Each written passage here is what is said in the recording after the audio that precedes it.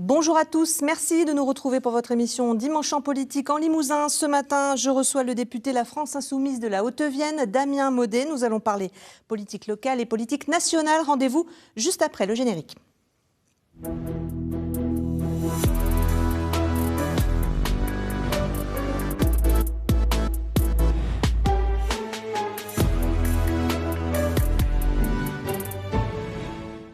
Élu député de la Haute-Vienne en 2022, il a été réélu il y a presque un an maintenant après la dissolution de juin 2024 sous l'étiquette LFI Nouveau Front Populaire. Damien Maudet est notre invité ce matin. Bonjour. Bonjour Anaïk Demar. Merci d'être avec nous. Nous allons discuter ensemble de l'actualité parlementaire avec beaucoup de sujets santé comme la loi qui vise à réguler l'installation des médecins, mais aussi le débat sur la question de la fin de vie. Nous évoquerons bien sûr l'actualité politique locale avec la mise en examen du maire de Limoges, la campagne des municipales qui se prépare. La gauche fera-t-elle l'union ? On en parlera et puis on évoquera évidemment l'actualité politique nationale avec notamment ce livre La Meute sur LFI qui fait beaucoup parler. Damien Maudet, un député dans l'urgence, c'est le thème de notre émission ce matin. On va débuter par l'actualité locale et la mise en examen donc la semaine dernière du maire de Limoges, Émile Roger-Lamberty, pour des faits de harcèlement moral sur 5 victimes, des faits de harcèlement sexuel par personne abusant de l'autorité conférée par ses fonctions sur une victime. 2 de ses adjoints sont également mis en examen, Catherine Mauguin-Sicard et Jean-Marie Lage-Damon, pour d'autres faits. Thierry Miguel, qui représente l'opposition socialiste et qui est chef de file PS pour les municipales 2026, demande la démission du maire de Limoges au nom du devoir d'exemplarité. Et vous ? Alors déjà, moi je veux apporter mon soutien aux victimes et à celles et ceux qui ont eu le courage de témoigner parce que c'est jamais simple, c'est contre leur employeur qu'elles doivent témoigner, donc apporter aujourd'hui tout mon soutien aux victimes et j'espère surtout que la justice va pouvoir sereinement faire son travail et délibérer. En l'état, c'est pas à moi de dire si le maire peut démissionner ou non. Par contre, ce que je sais, c'est que s'il est condamné, je pense que c'est extrêmement délicat de rester en poste dans la mesure où il était condamné pour des faits où il aurait abusé de son autorité. Maintenant, une des questions que moi je me pose, et d'ailleurs j'en discutais avec une psychologue du travail, Delphine Rocher, qui est aussi porte-parole d'ailleurs des écologistes, et qui disait quelles ont été les mesures de prévention qui ont été mises en place depuis ces plaintes, quels ont été les actes qui ont été posés, que ce soit à Limoges ou à la métropole. Et force est pour l'instant de croire qu'il n'y aurait pas eu plus d'actes que cela, donc ça veut dire qu'il n'aurait pas pris au sérieux l'entièreté du problème. Je dis juste qu'il peut y avoir de la prévention et un audit peut-être auprès des agents, mais aussi des élus. Parce qu'il y a une élue de la ville qui a porté plainte contre un autre élu pour des faits de harcèlement sexuel. Donc ça veut dire qu'il y a un problème aujourd'hui qui se pose à Limoges et à Limoges Métropole, et donc il doit y avoir aujourd'hui la lumière de fait par la justice, mais aussi il faut qu'en tant qu'employeur, en tant qu'institution, qu'il y ait un audit, qu'il y ait aujourd'hui des mesures de prévention qui soient mises en place. Donc pour vous, un maire qui est mis en examen, doit-il se présenter aux élections ? Il peut le faire, mais doit-il le faire ? Ça, honnêtement, à nouveau, moi je pense qu'une fois qu'il sera jugé, je pourrais davantage me positionner. Le maire disait lui-même qu'il attendait alors peut-être un peu opportunément, disait qu'il attendait lui-même sa mise en examen. Maintenant, moi ce que je sais, c'est que Émile Roger-Lamberty ne doit pas redevenir maire de Limoges pour des raisons tout d'abord politiques, mais ensuite, pour ce qui est des raisons de justice, j'aimerais que ce soit tout d'abord à la justice de faire la lumière. Et évidemment, par contre, s'il est condamné, honnêtement, je pense que c'est très difficile de se représenter et de rester maire. Alors, on parlait de Thierry Miguel, donc le leader de l'opposition à la mairie, le socialiste et chef de file du PS pour les municipales. Quelles sont vos relations avec lui ? Elles sont plutôt bonnes. D'ailleurs, on se voit dans la semaine là, qui arrive. Enfin, je sais pas. Pour préparer les municipales ? Ah oui, pour discuter évidemment des municipales. Je pense que le lien doit rester. Moi, je pense que j'ai aussi une place à prendre au sens où, comme je vous l'ai dit la dernière fois sur le plateau, la gauche a fait 51% à Limoges en 2024. Ça doit nous alerter. On doit se dire qu'on peut gagner cette ville si on est unis. Moi, je vais être un outil aujourd'hui de cette union. Et cette union, je pense qu'elle se fera d'une part dans la clarté, en travaillant tous ensemble sur le programme, mais elle se fera aussi dans l'unité. Et je le dis comme ce qu'ont dit aujourd'hui les communistes, ce qu'ont dit les écologistes, ce qu'ont dit Génération. Moi, je plaide pour qu'il y ait une liste unique au premier tour, avec qu'elle aille des communistes aux socialistes, en passant par les Insoumis, Génération et les écologistes, pour faire en sorte de gagner cette ville. Cette liste, pour qu'elle puisse se faire, il faut qu'elle se fasse d'une part dans la clarté sur le programme, dans le respect, mais aussi qu'elle se fasse aujourd'hui. Il y a la ville, il y a la métropole, il faut qu'on se retrouve pour qu'il y ait des compétences et des responsabilités qui soient partagées. Il faut aussi une liste qui représente l'entièreté de la ville, c'est-à-dire qu'aujourd'hui, qu'on habite en centre-ville ou dans les quartiers prioritaires, eh bien qu'on se retrouve aujourd'hui dans cette liste. Mais voilà, moi, je vais être un outil de cela. Et c'est vrai que la discussion que je vais avoir avec lui, mais comme je disais avec les autres partis, j'ai demandé à tous les autres partis de... Vous les avez rencontrés à l'inauguration du local des écologistes. On vous a vu tous ensemble, les écologistes, les socialistes. On se voit très souvent. Vous savez, depuis que moi, je suis député, et avec la France Insoumise notamment, on a aussi beaucoup œuvré pour faire en sorte qu'il y ait des grands rassemblements unitaires. Il y avait eu un rassemblement de 1500 personnes au Champ de Juillet. On avait fait un meeting, je ne sais pas si vous vous souvenez, pendant la réforme des retraites, avec 700 personnes qui a lié toute la NUPES à l'époque. Moi, aujourd'hui, je veux être un outil utile à cela. Donc, on continue d'avoir des discussions et je pense que c'est très important. Et moi, je le dis, je pense que si aujourd'hui une partie de la gauche pense qu'elle peut gagner sans une autre partie, je crois qu'honnêtement, c'est partir avec un sacré retard. Aujourd'hui, on en est au choix des chefs de file, comme on dit. Chez LFI, c'est qui les chefs de file? Alors du coup, justement, j'en profite pour vous annoncer cela. Moi, je suis donc co-chef de file avec Jackie Breuil, qui est une camarade de longue date, qui a travaillé 40 ans chez Legrand, qui vit au Viginal. C'est aussi à l'image de ce qu'on a envie de montrer pour la ville, c'est-à-dire d'avoir des habitants largement intégrés dans la vie économique, sociale, et dans la vie de notre ville. Et avec, je vous le dis à nouveau, un objectif clair qui est celui de dire qu'à Limoges, nous pouvons gagner si nous sommes unis, et nous serons unis si tout le monde se retrouve sur cette liste et que les compétences et les responsabilités soient partagées entre tout le monde. Chef de file, ça veut dire tête de liste potentielle ou pas? Ça veut dire, en tout cas pour l'instant, moi mon rôle c'est de dire qu'on doit être unis. À nouveau, moi je veux être un outil pour l'unité et faire en sorte que l'unité puisse se faire. Toutes les éventualités restent évidemment sur la table. Moi aujourd'hui, c'est vrai que je suis député, je suis très attaché aussi à mon mandat, que ce soit pour Limoges comme pour Panazol, Ambazac, Saint-Léonard et Moutier. Mais cela étant dit, c'est clair qu'aujourd'hui, s'intégrer, agir pour la ville de Limoges, la ville où je vis, moi ça m'intéresse nécessairement, mais je vous le dis à nouveau, l'objectif qui est essentiel, et il faut que tout le monde se positionne dessus d'ailleurs assez clairement. Donc vous n'excluez pas la tête de liste, mais vous ne la briguez pas pour l'instant? Tout à fait. Ok. Sur quelle proposition forte vous pourriez appuyer ce programme dont vous parlez, un programme commun? Est-ce que la gratuité des transports, par exemple, dont on a beaucoup parlé, ça peut être une idée? Alors déjà, à nouveau, la gauche, elle gagne quand elle est unie aux élections, mais elle gagne aussi quand elle agit ensemble. La pétition pour la gratuité des transports, je la lance. On la co-signe avec tous les membres du nouveau Front Populaire. Il y a les communistes, les écologistes, les insoumis qui vont partout pour faire signer cette pétition. Que se passe-t-il cette semaine? C'est à l'ordre du jour de la réunion de Limoges Métropole. Ça veut dire qu'il y a eu une avancée concrète par des batailles qui ont eu lieu sur le terrain. Et peut-être, alors je ne sais pas moi ce que va annoncer le président de l'agglomération, mais déjà il faut comprendre que si le débat existe, s'il y a eu 3 week-ends d'affilée gratuits, c'est aussi une victoire de la gauche à Limoges lorsqu'elle a combattu ensemble. Donc oui, ça pourrait être une des mesures évidentes d'un programme partagé. Maintenant, si elle est faite cette semaine, moi je suis ravi. D'ailleurs, c'était l'objectif de cette pétition, dire n'attendons pas 2026, faisons-le maintenant. Mais je pense effectivement ça fait partie, le transport en vérité, sur Limoges comme sur Limoges Métropole, doit être un axe programmatique.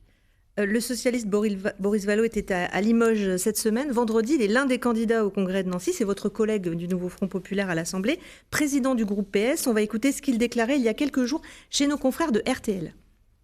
Et c'est d'ailleurs un des thèmes de notre congrès.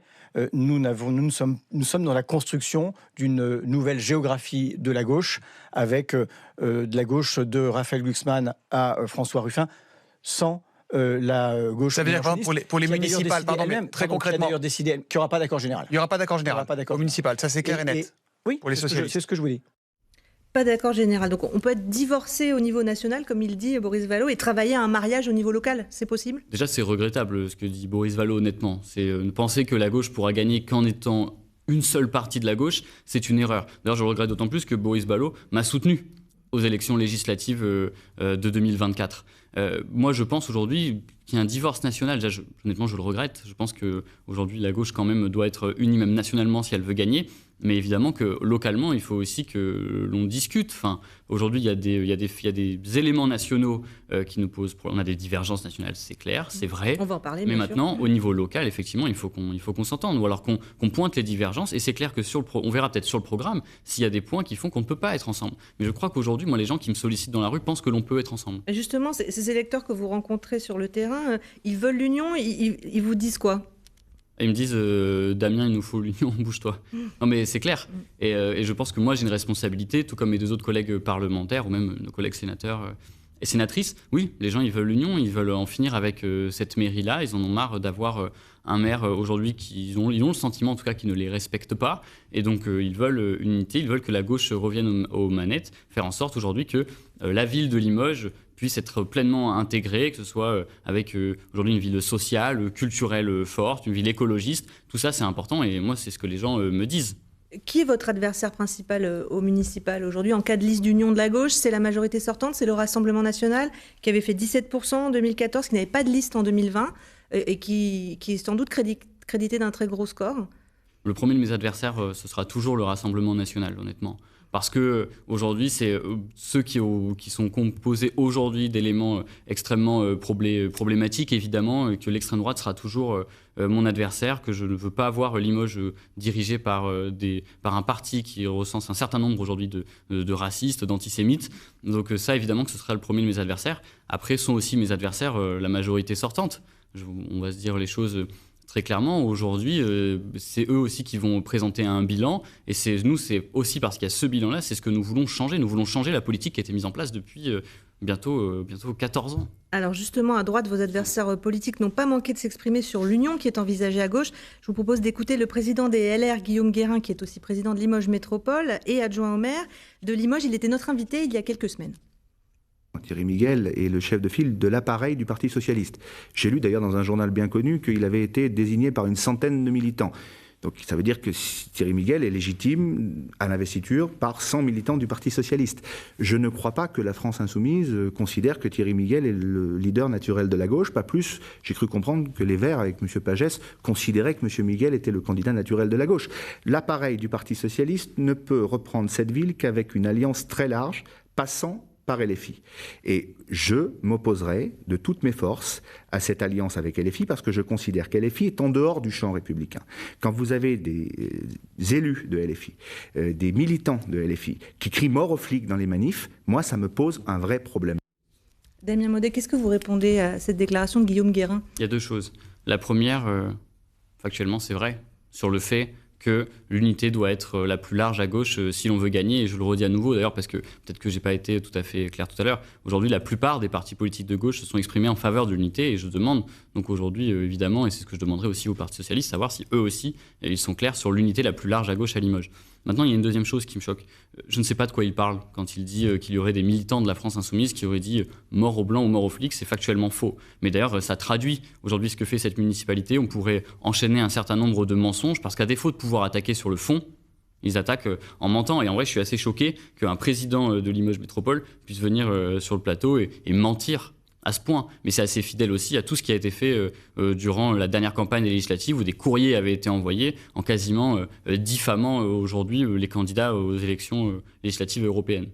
Après, on ne peut pas nier qu'il y a un problème avec certaines positions d'élus LFI, certaines outrances. Il y a un livre qui fait beaucoup réagir le monde politique, ça s'appelle La Meute, signé de deux journalistes, Charlotte Belaïch pour Libération, Olivier Perroux pour Le Monde. C'est une enquête, le fruit d'un travail de 2 ans. Ils ont interrogé 200 personnes décrivant le fonctionnement de la France insoumise, où chaque divergence serait perçue comme une trahison, où la contestation n'est pas admise, où la violence verbale est érigée en règle. Est-ce qu'aujourd'hui, on peut être en désaccord quand on est à LFI, Damien Maudet ? Alors déjà, c'est quand même pas tout à fait la même chose, ce que vous pointez dans le livre, et le fait que des manifestants de chez nous auraient crié mort aux flics, donc mort aux policiers, ou mort aux blancs. On est sur deux choses qui sont complètement différentes. Moi, j'ai pas lu le livre, j'en ai lu des parties, honnêtement. Moi aussi. Maintenant, vous l'avez lu en entier ? Non, j'en ai lu des parties aussi. J'ai pas eu le temps de lire en entier. J'ai pas lu en entier, j'en ai lu des parties. Et aujourd'hui, moi, je me retrouve pas nécessairement dans ce qui est dit dedans. Et ça m'interroge. Alors, le fait qu'il y ait des tensions dans un groupe politique, je pense que c'est l'apanage, malheureusement, de tous les groupes politiques. Moi, je ne fonctionne pas de cette manière-là, mais j'imagine que c'est l'apanage de tous les groupes politiques et des tensions. Moi, je ne me retrouve pas aujourd'hui dans le fait qu'on ne puisse pas du tout être en désaccord. Maintenant, je m'interroge aussi sur ce livre et l'usage politique qui en est fait. Je suis obligé, je sais que ça peut paraître un peu à côté, mais je suis obligé de le dire comme ça. Quand François Bayrou vient à sa commission d'enquête sur l'affaire Betaram, où il aurait en tout cas ne pas protégé des enfants sur des attaques, des violences sexistes. Et qu'il amène ce livre avec lui, vous voulez dire ? Et qu'il amène ce livre avec lui comme étant une défense, pour moi, ça me pose un souci. Et après, sans vouloir sortir de la question, ça ferait rêver, en tout cas moi qui travaille sur les déserts médicaux, sur l'hôpital public, sur les agriculteurs, d'avoir une telle couverture médiatique sur un sujet. Et quand c'est la France insoumise, on doit reconnaître qu'on a une immense couverture médiatique. Mais il n'empêche que quand Daniel Simonet dit chez nos confrères de complément d'enquête, il y a un manque de démocratie interne, quand un certain nombre de figures comme Alexis Corbière, Clémentine Autain ou François Ruffin, dont vous avez été l'attaché parlementaire, sont écartés des instances dirigeantes, est-ce que vous vous interrogez, vous doutez, vous pouvez demander des comptes sur ces questions-là ou pas ? Oui, on peut demander des comptes aujourd'hui sur ces questions-là. Maintenant, le fait que la France insoumise soit un mouvement et donc pas un parti, aujourd'hui, certains peuvent le regretter, d'autres non, certains disent que c'est bien, d'autres ne sont pas d'accord. En tout cas, même nous, localement, comment on fonctionne, par exemple, il y a eu un vote pour savoir si, par exemple, je pouvais être chef de file, co-chef de file, ce qui peut paraître être le b.a.-ba, mais je vous dis juste aussi que localement, par exemple, dans ce que l'on maîtrise, dans la manière de fonctionner, on essaie de faire en sorte que toutes et tous s'y retrouvent, peu importe les points de vue, évidemment quand on se retrouve sur le programme, évidemment, hein. Mais aujourd'hui, peu importe les points de vue, les gens peuvent s'y retrouver. Donc moi, je ne me retrouve pas tout à fait dans ce qui est dit. Et dans les quelques morceaux que j'ai lus du livre, il y a aussi des choses qui m'interrogent sur le fait qu'il y ait des moments sur la vie privée et les couples et sur les enfants. À un moment donné, il est question de 2 députés qui sont plus dans le même groupe, mais qui seraient embêtés parce que leurs filles se connaissent encore. Enfin, il y a des choses qui me paraissent un tout petit peu soit floues, soit un peu abusées. Pour clore sur ce chapitre, la figure de Jean-Luc Mélenchon transparaît évidemment dans le livre comme très clivante, et c'est le cas dans la société évidemment. En mars 2024, concernant 2027, il déclarait « Je fais partie des hypothèses ». Puis il a exprimé le souhait d'être remplacé. Faites mieux, a-t-il dit en 2022. Est-ce qu'il devrait être candidat selon vous, ou est-ce que c'est trop tôt pour se poser la question ? Là, franchement, pour moi, c'est un peu tôt pour se poser la question. Mais ce que je sais, en tout cas, c'est que sans lui, la gauche ne serait pas debout et ne serait pas. Sans lui, je pense que je ne serais pas là. Mais je pense que tous les élus de gauche de la Haute-Vienne parlementaire ne seraient peut-être pas là. Et même, on n'aurait pas autant de députés à gauche aujourd'hui en France. Il a permis à la gauche de tenir debout après, notamment, le quinquennat de François Hollande. Donc, il a un rôle qui est essentiel. Là où je dis que c'est un peu tôt, c'est que je pense, à mon avis, que l'on doit construire aussi l'union à gauche la plus large possible pour faire en sorte que l'on gagne. Mais quand on entend Boris Vallaud, on voit bien que cette union, elle va dépendre de ce facteur-là aussi, c'est-à-dire avec ou sans Jean-Luc Mélenchon. Alors, je pense que, par contre, si la volonté, c'est d'exclure aujourd'hui Jean-Luc Mélenchon déjà sur une personne, enfin si on considère que c'est une seule personne le problème, je pense que ça ne peut pas être que ça le problème et qu'il faut discuter du fond. Et je ne peux pas croire que les gens auraient un problème avec, en tout cas que Boris Vallaud a un problème avec une seule personne. S'il y a un problème plus général avec la France insoumise, discutons des points. Quels sont les points qui posent problème aujourd'hui dans le programme ?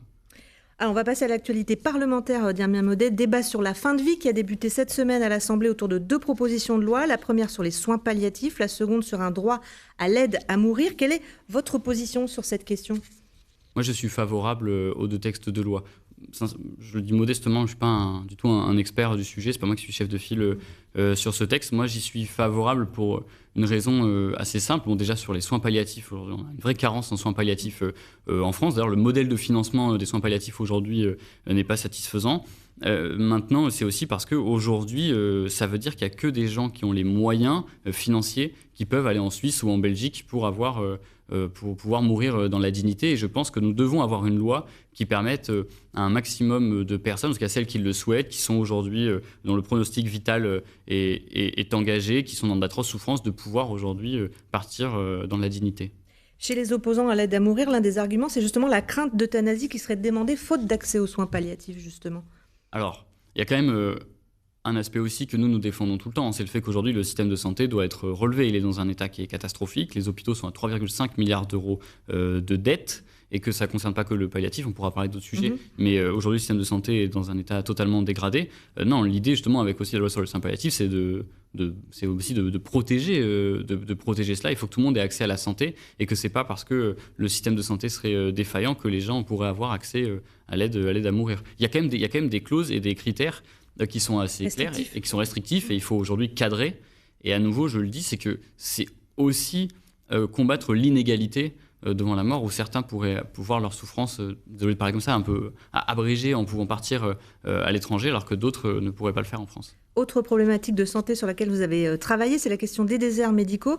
Moins d'une semaine après l'adoption par l'Assemblée d'une proposition de loi donc transpartisane qui vise à réguler l'installation des médecins, les sénateurs ont adopté cette semaine un mécanisme d'encadrement. Il prévoit que les médecins déjà installés en zone dense effectuent un certain nombre de consultations dans des zones prioritaires. Qu'est-ce que vous en pensez ? Je pense déjà que c'est assez étonnant, compte tenu du fait qu'on a demandé pendant 3 ans de légiférer sur le désert médical, qu'au moment où l'on dépose une loi, qu'elle est votée, que d'un coup, le Sénat, le gouvernement se mettent en branle pour faire d'autres lois qui sont un peu des contre-feux et dont je ne vois pas exactement quelle est la faisabilité. Je crois que c'est une question de 2 jours par semaine ou par mois d'aller dans les déserts médicaux. J'ai du mal à voir quelle est la faisabilité réelle de cette la droite proposition de loi. sénatoriale, elle a été farouchement opposée aux contraintes d'installation. On voit que ça bouge quand même, non ?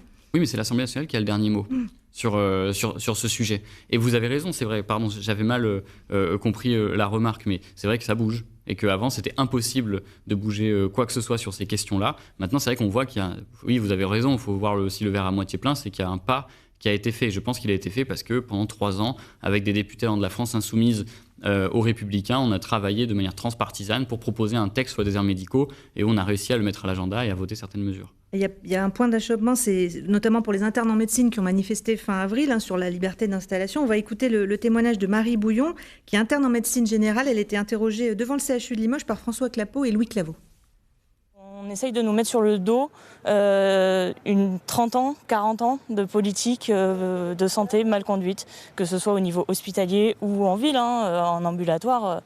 Toutes les conventions, toutes les fermetures de lits en hospitalier, c'est catastrophique. Et on essaye de nous dire non, mais c'est les médecins qui se répartissent sur le territoire, c'est les médecins qui font pas de garde, alors que pas du tout.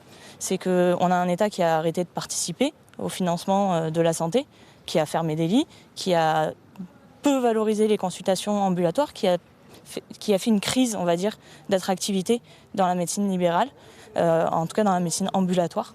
Et du coup, on a beaucoup de praticiens qui ne s'installent même plus.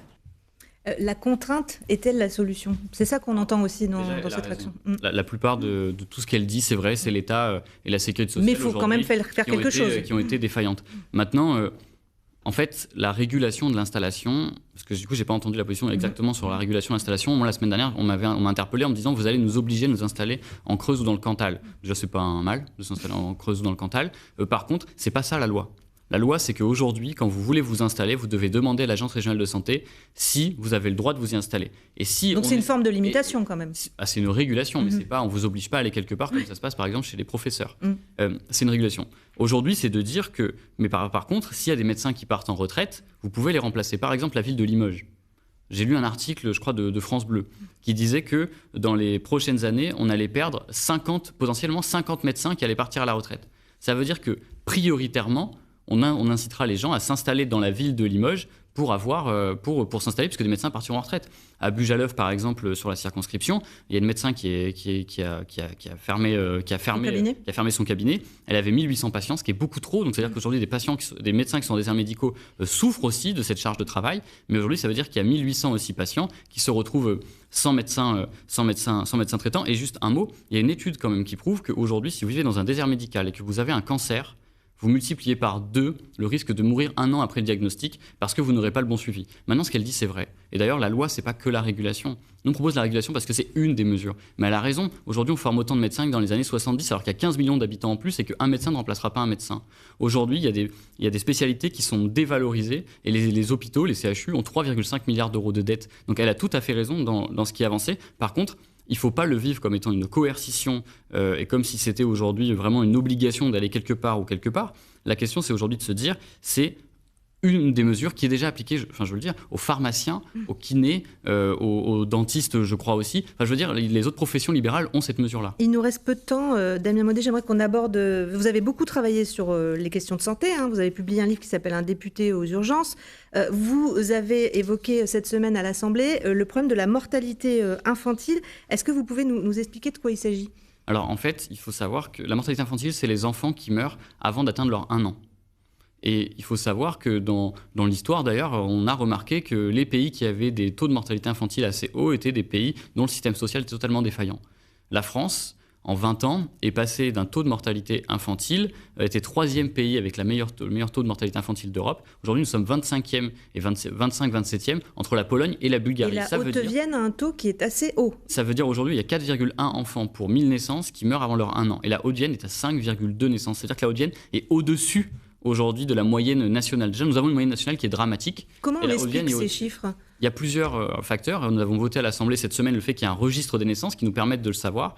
Il y en a qui pointent les maladies chroniques. Maintenant, il y a aussi quelque chose, c'est que la mortalité infantile, c'est social. Si la mère est cadre ou CSP+, la mortalité infantile est plus faible. Si la mère est au chômage, la mortalité infantile est plus forte. On observe aussi que dans les zones rurales où des maternités ont été fermées ou alors il y a une grande distance avec les maternités, la mortalité infantile est plus haute. Ça peut être le cas sur la Haute-Vienne, où quand vous êtes sur la bordure du département, vous vous retrouvez extrêmement loin de certaines maternités. Et donc toutes ces questions-là doivent être posées. C'est pour ça que cette semaine d'ailleurs, un collègue de Corse d'ailleurs a fait voter une loi pour faire en sorte que les maternités de moins de 300 accouchements ne soient plus quasiment automatiquement fermées. D'ailleurs, nous en avons une sur le département, celle de Saint-Junien, alors qui n'était pas menacée. Mais quand vous allez discuter, moi j'y suis allé discuter avec les soignants de Saint-Junien, vous voyez à quel point c'est essentiel aussi de garder ces plus petites maternités où on peut faire aussi de la qualité, où on peut aussi encadrer les mères. Et d'ailleurs, juste, c'est une maternité qui est très sociale, parce qu'il m'explique qu'aujourd'hui, le revenu des mamans qui viennent accoucher est extrêmement faible. Donc ça veut dire qu'il y a une importance considérable, notamment dans nos zones rurales, de garder ces petites maternités. Un dernier mot sur la situation du CHU de Limoges. Aujourd'hui, il y a un vaste programme de travaux qui est en cours. Comment vous qualifiez la situation du CHU aujourd'hui ? Moi, c'est ce que j'ai toujours dit. Déjà, il y a un soutien au personnel soignant totalement engagés aujourd'hui, qui sont laissés à l'abandon, je pense, par l'État et par la sécurité sociale, comme l'a pu le dire tout à l'heure l'interne en médecine. D'ailleurs, les internes ne sont pas en reste, parce que je pense que tout ce qu'ils donnent au travail et le faible revenu qu'ils touchent est assez proprement scandaleux. Moi, la situation au CHU, je pense qu'elle n'est pas satisfaisante, comme elle n'est pas satisfaisante malheureusement dans d'autres CHU. Comme j'avais pu le dire, moi je regrette par exemple qu'il y a eu dans le service de chirurgie orthopédique qu'il y a eu des baisses de capacité pour financer justement en fait ces travaux-là. Et d'ailleurs, on a souvent discuté, j'avais fait la proposition au gouvernement qu'en fait, aujourd'hui, les CHU ne soient plus contraints d'aller baisser des fois leur capacité en personnel pour réaliser certains travaux. Il faut que ce soit deux budgets totalement séparés, ça paraît totalement ubuesque. Le ministre de la Santé me disait d'ailleurs hier que ce n'était pas pour des raisons économiques si on avait du mal à recruter. Mais attendez, si dans un service, vous n'avez pas les moyens d'avoir tout le matériel qu'il faut, tous les lits qu'il faut, évidemment que les personnels ne vont pas vouloir aller dans ce service en priorité là. D'un mot, parce qu'on approche de la fin de l'émission, ces questions de santé, pourquoi avoir choisi de vous emparer de ce domaine-là, vous ? C'est ce que en un mot, du coup, alors que c'est ce que j'explique dans tout le livre. Oui. Je dirais que pour une raison très simple, c'est que la santé aujourd'hui, c'est la priorité des Français. Et pourtant, et je ne le dis pas pour vous, parce que je trouve que la presse régionale, pour le coup, le traite très bien. Tous les lundis sur France 3 Limousin. Par contre, dans la presse nationale, c'est un sujet qui n'existe pas. Ce n'est pas un sujet politique. Présidentielle 2022, législative 2022, nous n'avons eu aucun débat sur la santé, alors que nous sortions du Covid et que ça aurait dû nous alerter. Et aujourd'hui, l'objectif, moi, je me suis investi aussi sur ce sujet, et aussi en quelques secondes, parce que je suis né quand même dans un moment, il y a 30 ans, où on avait le meilleur système de santé du monde et qu'aujourd'hui, ce n'est plus du tout le cas, et que ce soit pour les soignants comme pour les patients. Merci beaucoup Damien Maudet d'avoir répondu à nos questions ce matin. Merci à vous de nous avoir regardés. Tout de suite, Dimanche en politique continue avec Francis Letellier, puis ce sera votre édition ici 12-13. Cette émission est en replay sur notre site. Pas d'émission durant 2 semaines pour cause de retransmission de Roland Garros. On se retrouve le 8 juin. Je recevrai le président du conseil départemental de Haute-Vienne, le socialiste Jean-Claude Leblois. Je vous souhaite d'ici là de passer une excellente fin de week-end.